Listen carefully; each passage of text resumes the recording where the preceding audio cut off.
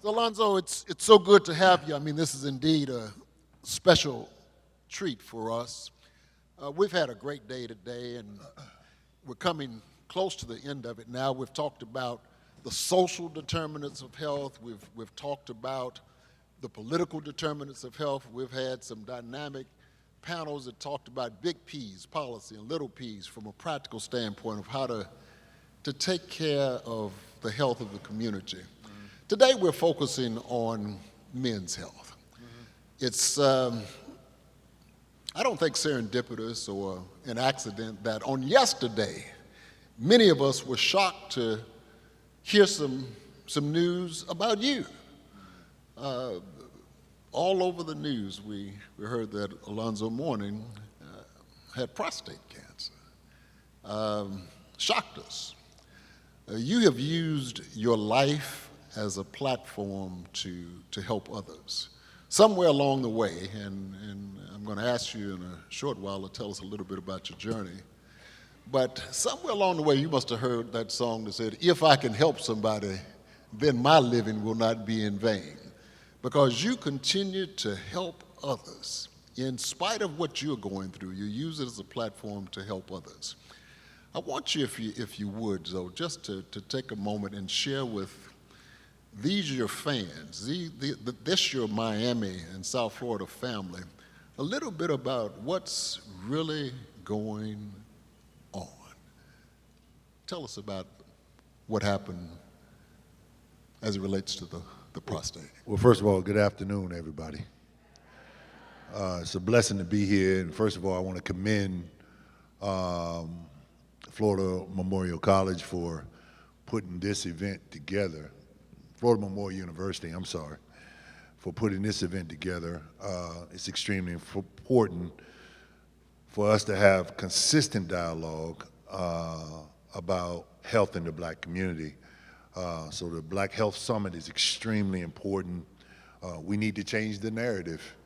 We truly do. And this is a step forward towards doing that. So everybody that's participating, I was just reading the brochure there, and I saw all of the individuals that are participating in the summit. And I know I'm just now getting here, but I know it's been some great dialogue. But I want to applaud everybody for making this day happen. So thank you. Thank you. Thank you. Dr. Adams, you know, you have been a beacon of light in this community. You truly have. And your work has never been unnoticed. And thank you for that wonderful introduction. You served as a board of trustee on my foundation's board, and you were an active participant in helping us grow as an organization, you know, so please give Dr. Adams a round of applause as well. Thank you, sir. Outside of that, just so y'all, I want to share my day with you, you know, I came in on the red eye at 6 o'clock in the morning from San Diego this morning, you know, so I hit the ground running. I had to go to work today. We're still trying to build a team with the Miami Heat, get ready for next season. So I was looking at draft workouts this morning. Had a press conference this afternoon to talk about the announcement of the prostate issue that I had. And now I'm here. So I'm happy to be here with you all to help contribute to the conversations that has been had today. First and foremost, I just want to thank everybody for their thoughts and their prayers and well wishes and everything. The news kind of caught everybody off guard. You can imagine how I felt when I got the news, okay? When I was diagnosed February the 22nd, when I received the news that I had stage 3 prostate cancer. Now, you don't know my history, but I've had 12 surgeries, okay? Many of them basketball related. You can throw a kidney transplant in there, an appendectomy, and what have you, you know. So unfortunately, I might look good on the outside, but if you flip my ass inside out, you're gonna see a lot of screws and tapes and everything's keeping me together inside. But I've been blessed.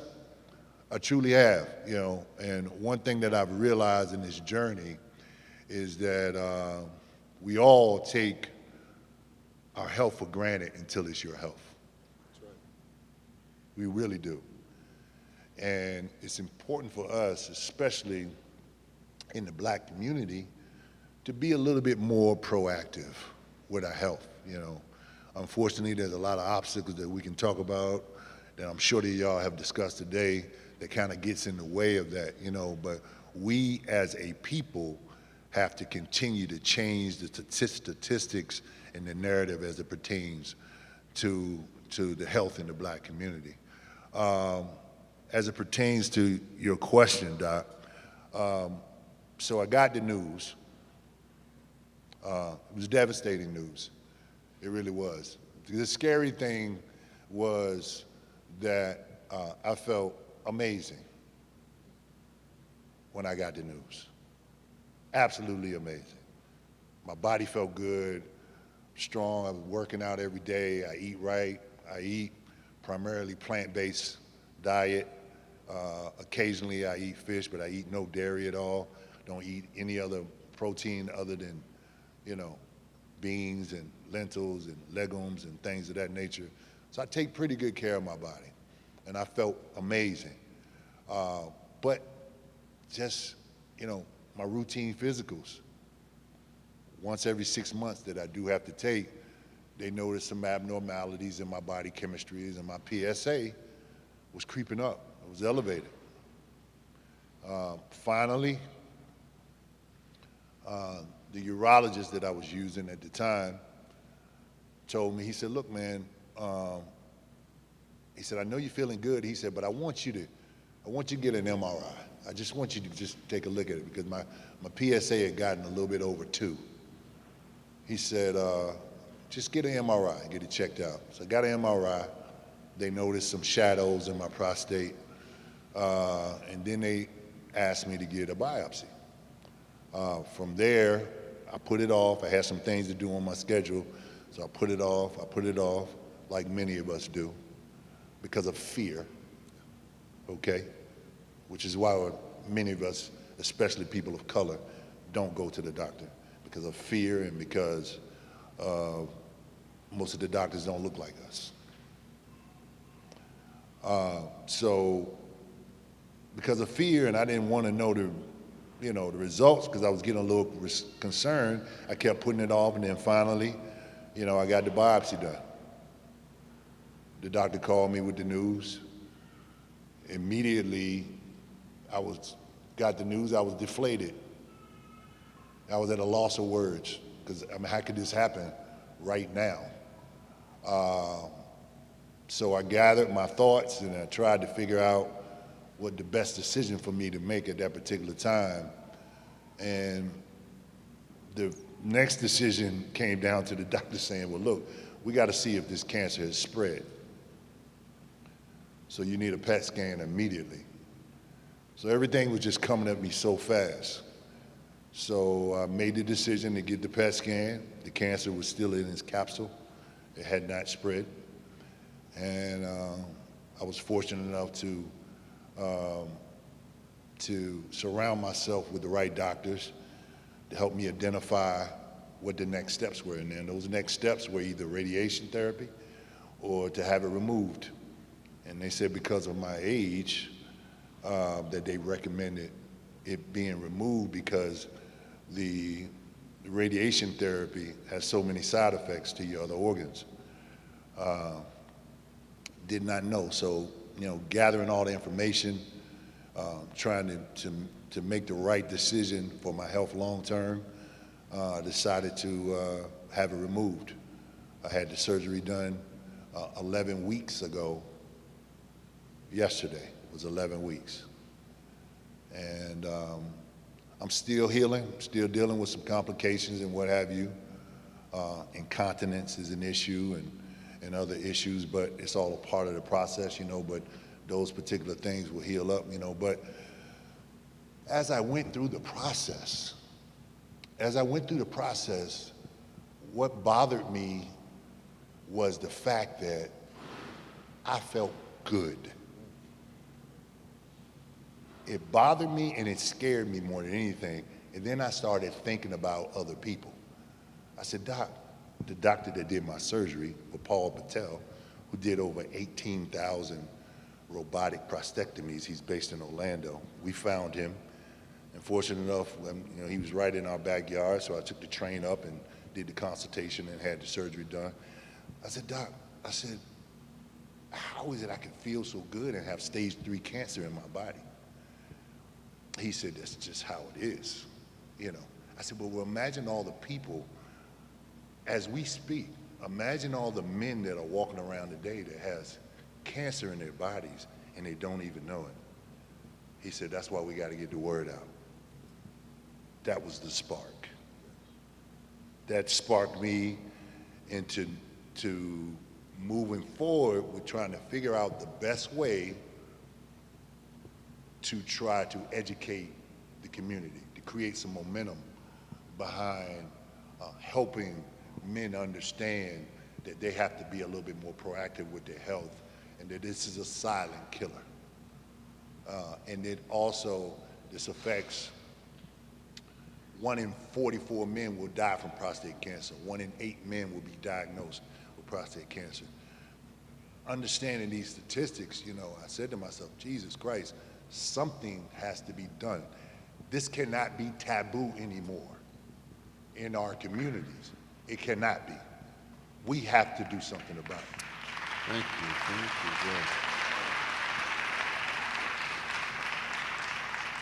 So I wanted to start the dialogue, and I wanted to be completely transparent with what I was going through, completely transparent to the media and letting the world know this is what's happening. This is it. What are you going to do about it?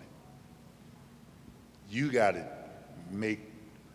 take the next steps towards being proactive with your health. Go and see your doctor, getting your PSA checked, requesting it, because a lot of times you go to your general practitioner, your primary care physician, and they don't even check for it unless you ask them for it. A lot of people don't even know that. All right, especially men, they don't even know to ask for it. So knowing what to ask the doctors, creating a different dialogue and from that standpoint. But more importantly, taking charge, being an active participant in your own health instead of waiting for something to escalate into something a lot worse. When you can diffuse it at a certain stage, you can diffuse it before it gets to that point. All right? So that's why the announcement was made yesterday. And I've received tons of calls thanking me from individuals, emails I've received. I've also received testimonies from individuals that have recovered from prostate cancer, and they're doing extremely well. I'm not going to mention some of the names, some very prominent people have reached out to me that have had prostate issues and they're doing extremely well. And they're happy that I've gotten the word out because nobody's done it. They haven't, And this is something that is ravishing our communities, especially our black communities, because black men are leading in the statistics of prostate cancer. And it's something that, we got to get a hold of and truly change the narrative. So we want to say thank you for sharing, and do know that we're praying for you, and God's got this. I appreciate it. There's no doubt about it. Alonzo, resilience is a term that comes up in many of the things that you talk about. Right. And that's not something that just started February 22nd. It's not something that just started with the kidney diagnosis. I suspect that you have had a journey that has manifested itself in such a way that it has prepared you for such a time as this. Not everybody knows your story, but everybody's got a story. We look at you as the Hall of Famer and a larger-than-life figure, a giver, a pillar of our community, and all of that. But in many ways, I suspect, Zoe, that we look at you sort of like folk look at that proverbial turtle that's sitting on a fence post. You didn't get here by yourself. Somebody helped you along the way. Tell us just a little bit about your journey, where you started and how you ended up being on this stage today. Well, Doc, we'll be here all day. I start from the beginning. But just to sum it up, we're all here. And I say this quite a bit, especially to my staff and to my young people that go through the doors of my foundation. We're all here because of someone else's contributions. And I'm very grateful for the angels that were placed in my life. And they're the reason why I'm sitting here today. Coaches, teachers, family members, what have you. They're all contributing in some type of way, and I've pulled something from each and every one of them. The one person that stands out that I will isolate, many of you all don't know, I grew up in foster care. I was in a group home for almost a year before I was picked up by a family, and this woman's name was Fanny Three. She was a very angelic woman, fostered 49 kids in her lifetime, and I was one of the 49. She was a retired school teacher, so an educator, a very faith-based woman, and she's a very giving woman. She pretty much implemented all those traits in me in the 6 years I was in her household, from age 12 to 18, when I left her nest and ended up being the #1 high school player in the country. Went off to Georgetown University, where another angel took me under his wing, John Thompson, God rest his soul. He's another one that contributed to my life, saved my life in so many different ways, helped me value education so much more. And my high school coach, my junior high school coach, Mr. Good, my English teacher. I mean, the list goes on. I mean, I can't, Coach Lassane, all the Boo Williams, and my AAU coach, so many people that helped contribute to who I am today. And then I just arrived here in Miami, and then I recognized that the young people weren't being educated. They just they weren't given the opportunities that I was given. The mentors weren't there. The structure and the community that would inspire kids to overcome and not succumb, I didn't see it when I came here in '95. I just didn't see it. And I know what got me here, and I wanted to create that. And ironically, blocks away, the old arena was right there in Overtown. It was right there. And I would drive through Overtown and I would see it. I would drive through Liberty City and I would see it. And I wanted to change the narrative. And I started the process with our foundation, and through that, now who we are, a little over 20 years later, and we're graduating 100% of our kids from high school, 90% of our kids go to college and graduate, so. Folks, in 2003, the Overtown Youth Center, founded by this man, Alonzo Mourning, got started. They continued to produce a product that would not have happened had it not been for his vision. There's a great book of history and faith, though, the Bible, that reminds us all that to whom much is given, much is not only expected but required. You've stepped up and you've given back. Amen. Let's give the Overtown Youth Center a round of applause. I thank the directors here today. Tina, are you there? If you're here, just wave your hand. Tina Brown was here. Thank you, Tina. So, I've heard, and I know they just recreated the Overtown Youth Center. It was a big building. Now it's a huge building. It was 18,000 square feet, and we tripled the size Triple the because size. we've grown out of it. We grew out of it. Now it's a 56,000 square feet facility with a charter school, and and listen, God is a God of growth. Yes. And I'm very grateful for my growth and what He's done for my life. And Tina and I, we talk time and time again. And I told her, I said, look, don't worry. He's going to come through for us. We're doing His work. And another check comes through the door. And another check comes through the door. And then growth happens, and all these testimony of these kids, now we got kids graduating, and then they're coming back and they're working for us, and started at age 5, and we followed them to age 25. So, we're very transparent in our efforts.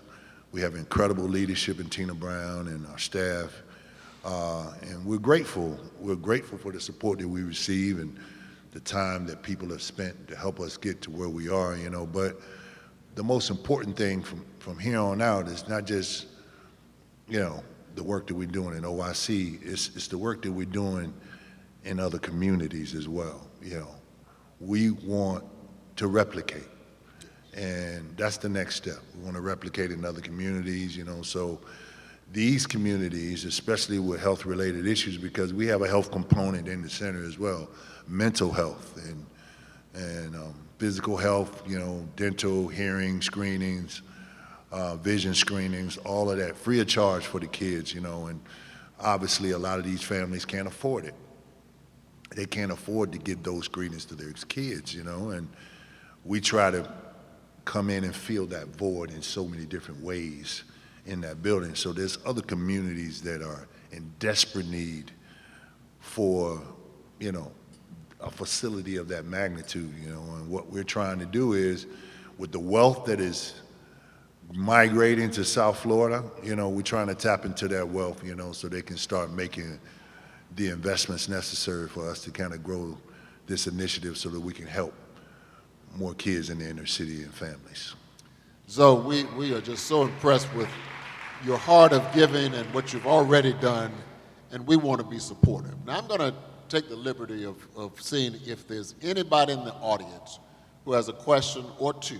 We've got only a few minutes left with Alonzo, who might have a question for Mr. Mourning.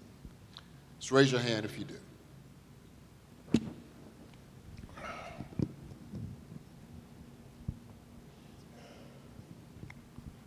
Thank you so much for sharing your story. It's very inspiring.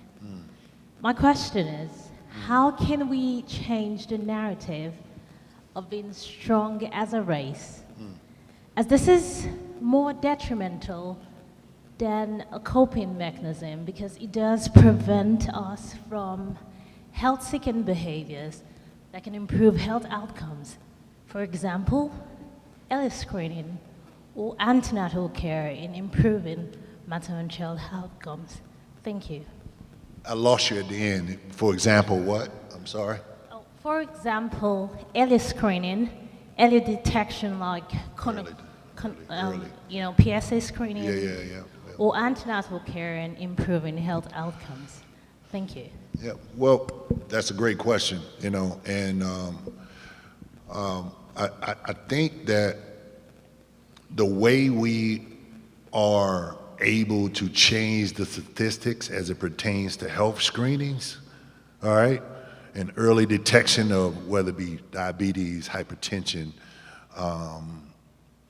high cholesterol, kidney disease, just there's simple tests. You got urine and blood tests, and I think just through partnership with our healthcare providers, like Baptist and Jackson and what have you, we need to try to create some momentum behind going into the communities, because a lot of folks, they don't leave the communities and they don't go to the doctor, and they don't have healthcare providers in their communities. So they have to leave their communities in order to get the support. So if we make it convenient for them to go into the communities and provide free screenings, I'll be willing to be a part of something like that and promote it so that the community knows about it, because early detection, like you said, is so key, So just getting people there, making them aware of some of the issues that they've been, just some simple, just checking I had a friend of mine, this is hilarious, and it just shows the mentality of, black men.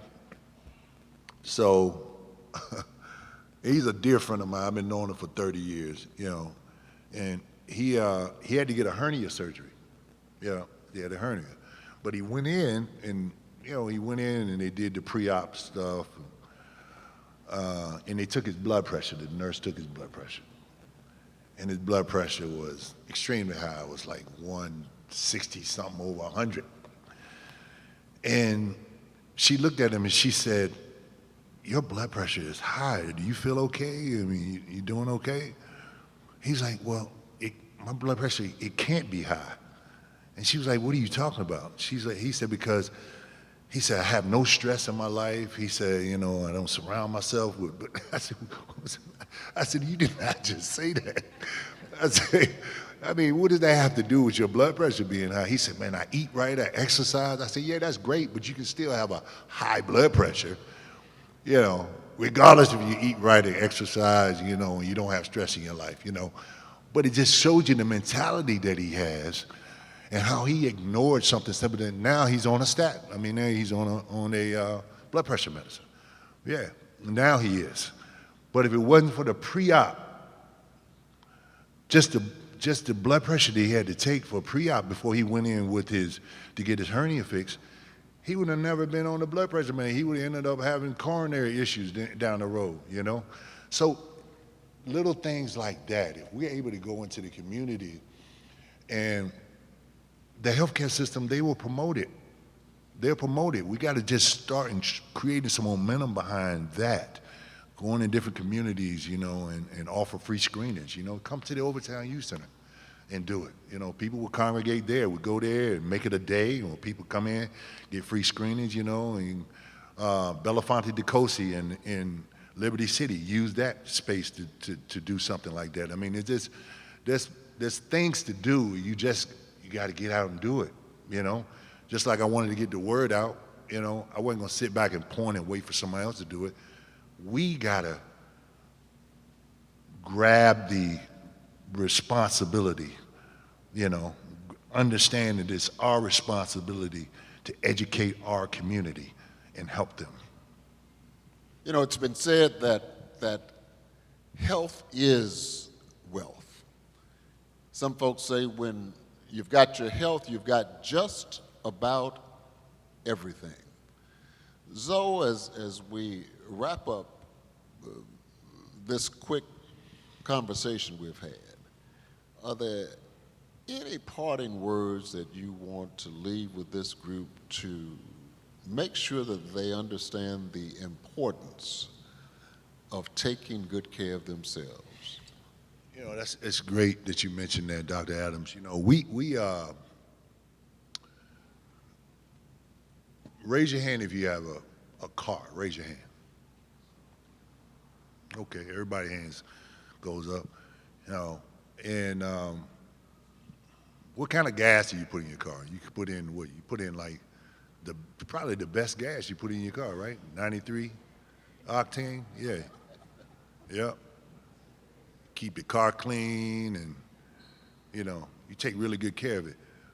Most of us, the majority of us, we take better care of our cars than we do our bodies. We put the right amount of gas in it, we get the oil change, so it can take us from A to B. All right? Just like we take good care of our cars, we got to start taking good care of our bodies. We got to eat right. We got to exercise. It doesn't have to be strenuous. You got to be consistent. All right? We got to go to the doctor at least once a year, just to go through the checklist and get things checked out. We have to be active participants in our own health. And until we change the way we look at things, the things that we look at will never change. So we all have to change the way we look at things. We got to change the way we look at our communities. We got to start teaching our kids a little bit better. Culturally, as black people, historically, as black people, our dietary emphasis has been poor. The emphasis on what we put in our bodies historically, fried foods and lard, and a lot of cheese and butter and sugar and what have you, you know, after a while, that will catch up to us if you do it on a regular basis. On a regular basis. There's nothing wrong with having a little, you know, fried foods every now and then. But if you do it all the time, something's got to give eventually.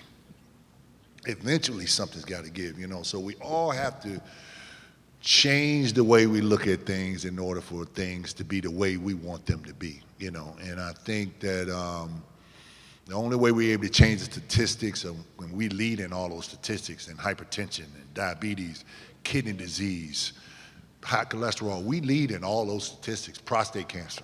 I mean, all of those statistics, we lead in them. But we lead in those statistics, you know, because of the way we treat our bodies.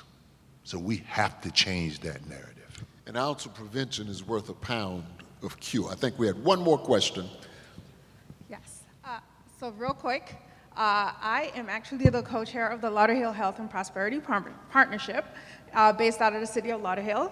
And I am going to propose to the committee, working with the Health Foundation of South Florida, to actually work alongside you to help to bring the message to the city of Lauderhill. We have some of the worst social determinants of health data in the county of Broward, and so we would really like to work with you to do that. And so I'll work with the Health Foundation to get that to happen. Yep. That's the first part. We love that. And my CEO, Tina Brown, is right there, so you can work through her. Perfect. Yeah. And then my final question, earlier today we were talking about the importance of partners helping their significant others on the health journey. Right. And so with your recent diagnosis, what do you hope a partner would have done to help you, or what helped you from a partner through that journey? Well, first of all, my partner got me to the hospital. Yeah. Yeah. You know, so, you know, I went about 3 or 4 days. You know, I went about 3 or 4 days. I had these headaches. I had a low-grade fever. And I was wondering what was going on. So my partner got me to the hospital because, not for the prostate cancer, but I had an infection as a byproduct of the prostate surgery. All right? And, you know, I ignored it. You know, I thought, at first I thought I had, like, it was coming down with the flu. But my partner, not my ex-wife Tracy, but my partner Mariona, she's the one that got me to the hospital. You know, so it's important that a partnership with your significant other or what have you, your wife, your husband, or what have you, y'all got to work together on this. Y'all got to work together on eating right. Y'all got to work together on making sure that y'all stay on top of getting your checkups. Y'all got to work together on all those particular things. You know, that's how you're going to combat this. You know, because, you know, a lot of times we all need a little push. That's right. We do. We all need a little push. We all need a little motivation. We all need a little love and concern in our lives, you know. So I think us being an active participant in going into the communities and showing individuals that we care. We're here. We're here to address any health needs that you may have. And somebody like myself shows up and we promote it that way, I think we can help thousands and thousands of people. Yeah. Alonzo, before you leave, we want to wish you the very best for your health and well-being. In your honor, for all that you've done for this community, for your courage, for your resilience, we want to invite you and everyone in the audience to take a pledge together with us now for black men's health and collective well-being. I'm going to ask Professor Dawes, if you would come up. Brother Lau Muhammad, I'm going to ask you to come up and lead us with Dr. Henderson, Armand Henderson, if you're here. Dr. Pike, Alexander Rundlet, please join me. Dr. Brewster, please join us. We got to stand up? Yeah. Well, okay. Okay, very nice. Well, Brother Lau.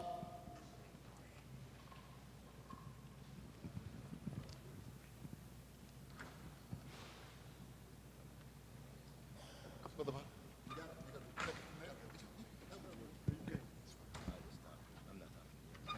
Get everybody. First of all, peace and blessings, family. All right. Just before we take this pledge, a 2-minute piece on how the pledge actually came about. Number one, I made a mistake and opened up my big mouth when I was asked for suggestions for the conference. And so I went looking. I went looking for a pledge about black men's health. And nothing that I found kind of touched my soul. And so obviously whatever we put together in these words, it touched somebody's soul because it made it into the program. And it's for everyone, not just for black men, but those of you who support black men's health. So anyone who would like to take this pledge at this time, this is the first time it's ever officially being read. It's not even a week old. But if you would, you could please stand with us at this time to take this pledge. Brother Lau, it's on the back of your brochures, by the way. That's right. Thank you. So big you brother. can just look at the back of your brochures and follow the pledge along with us. Page 26 on the back of your brochures. Okay. It's all right. Is everybody ready? Okay. I say your name. I, Alonzo Mourning, Pledge from this day forward pledge from this day forward to value my health to value my health as a core part of my wealth. as a core part of my wealth. I say your name. I, Alonzo Mourning, Will be an example will be an example and promoter of health and a promoter of health and wellness for my family, and wellness for my family, my community, my community, and our world. and our world. We as black men We as black men and the supporters of black men's health and supporters of black men's health and wellness and wellness pledge to study and discipline ourselves, pledge to study and discipline ourselves, to increase our awareness to increase our awareness and practices and practices that create that create holistic well-being, holistic well-being, spiritually, spiritually, mentally, mentally, physically, physically, emotionally, emotionally, and financially. and financially. I deserve, I deserve, we deserve we deserve the best of treatment available the best of treatment available when we are sick, when we are sick, the best of care the best of care when needed to be well. when needed to be well. And this we will achieve And this we will achieve with the same love, with the same love, honor, honor, and respect and respect given by those given by those who came before us, who came before us, so that we may have long life, so that we may have long life, healthy communities, healthy communities, and healthy, conscious children and families. and healthy, conscious children and families. Bless you, family. Thank you all. Beautiful. Let's give Alonzo Mourning another round of applause. Thank you so much, Zoe, for being with us.